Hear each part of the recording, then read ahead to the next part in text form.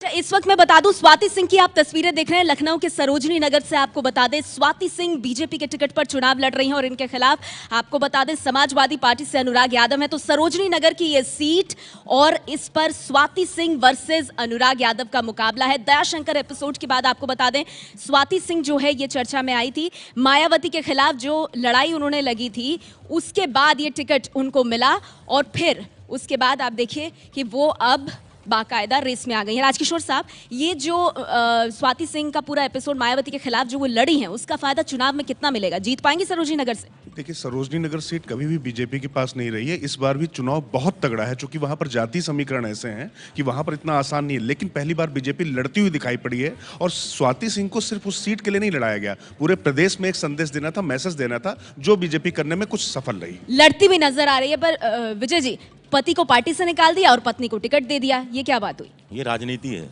और बीजेपी इस खेल को अच्छी तरह समझती है दूसरी पार्टियों की तरह। और मुझे लगता है कि स्वाति सिंह को, जैसा राजकिशोर बताते, एक सिंबल की तरह, एक प्रतीक की तरह इस्तेमाल किया गया है बीजेपी। तो ये प्रतीक बीजेपी के लिए काम करेगा? हरिमोहन मिश्रा जी, कुछ हद तक काम कर सकता है, क्योंकि राजपूतों के वोट जा रहे हैं उनकी ओर, ऐसा लग रहा है। तो वो ये गेम प्लान ठीक है। ठीक है। संगीता जी, हम स्वाति सिंह की तस्वीरें देख रहे हैं, सरोजनी नगर से चुनावी मैदान में है, बीजेपी के लिए करिश्मा कर पाएंगी? देखिए, अब उम्मीद तो बीजेपी भी लगाए हुए है और स्वाति सिंह भी लगाए हुए हैं। जिस तरह से उन्होंने बिल्कुल हल्ला बोला और जिस तरह से एक उभर के आई, उनके पति पीछे चले गए, वो आगे हुई, तो जाहिर सी बात है कि करिश्मा की उम्मीद बीजेपी लगा रखी होगी। चलिए, तो ये तस्वीरें आप देख रहे हैं, स्वाति सिंह को आप देख रहे हैं। दयाशंकर एपिसोड के बाद आपको बता दें, मायावती के खिलाफ इन्होंने लड़ाई लड़ी थी और उसके बाद एक तरह से बिल्कुल सुर्खियों में आती हुई। अनुराग, स्वाति सिंह सरोजनी नगर से चुनावी मैदान में, आज इनकी किस्मत का फैसला होगा। आपके काउंटर पे एक्सपर्ट्स क्या कह रहे हैं? बिल्कुल, आइए चलते हैं, पूछते हैं, सिलसिला आगे बढ़ाते हैं। अशोक भारती जी, आप दलित एक्सपर्ट हैं, कौन जीत रहा है? देखिए, उत्तर प्रदेश के अंदर जो एनालिसिस है, जो हमारा विश्लेषण है, मैं अब पूर्व जो अनुमान है उन पर नहीं जाना चाहूँगा। स्वाति सिंह की अगर बात करें तो क्या अनुमान है? मुझे लगता है कि स्वाति सिंह बहुत टक्कर में है, लेकिन वो जिस सीट पर है वहाँ का समीकरण, जातीय समीकरण ऐसा है कि वो बीएसपी के पक्ष वाला समीकरण है।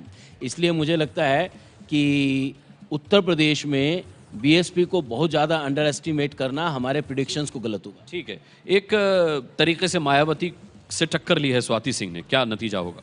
हाँ, देखिए, टक्कर तो लेनी पड़ती है इलेक्शन के अंदर और टक्कर बहुत तकड़ी रहेगी। और मुझे लगता है कहीं ऐसा ना हो कि हाथी को, जैसे बात की गई है भटकने की, भटक ही ना जाए। और मैं ये कहना चाहूँगा कि एडवांटेज बीजेपी है, एग्जिट पोल्स के साथ मैं जाना चाहूँगा। और आखिर में कहना चाहूँगा कि जहाँ तक यूपी की बात है, यूपी के लिए बेहतर ये रहेगा कि यूपी मोदी का साथ दे, बीजेपी का साथ दे, ताकि सेंटर और... ठीक है, चलिए, इस रशीद किदवई साहब, आप क्या कहेंगे? सबसे पहले स्वाति की। देखिए, अगर भाजपा का एक जैसा अनुमान है कि उसकी हवा चल रही, लहर चल रही है, तो मुझे लगता है उसमें वो जीत जाएंगी। अगर सामान्य चुनाव हुआ जो हंग हाउस की तरफ हुआ, तो उनको बहुत मुश्किल होगी। ठीक है, दिबांग हमारे साथ हैं। दिबांग, स्वाति सिंह के लिए कितना बड़ा चुनाव होने वाला है ये? बहुत बड़ा चुनाव होने वाला है, पर आप स्वाति सिंह पे ही क्यों टिके हुए हैं? बहुत ज़्यादा बड़ी चीज़ है, मेरे ख्याल से एक्सपर्ट्स हैं यहाँ पर। मेरे ख्याल बड़ी बात जो है ये है, जो मैं बार बार कह रहा हूँ, क्या ये चुनाव 2019 का रास्ता खोलेगा और कैसे? स्वाति सिंह का चुनाव महत्वपूर्ण है, एक बहुत बड़ा सिग्नल है जो उन लोग देना चाहते थे और जो दे पाए। हालांकि डिफेंसिव हो गए थे, पर जिस तरह से वो सामने आई, जिस तरह से वो अपनी बातों को रखती हैं, उसकी वजह से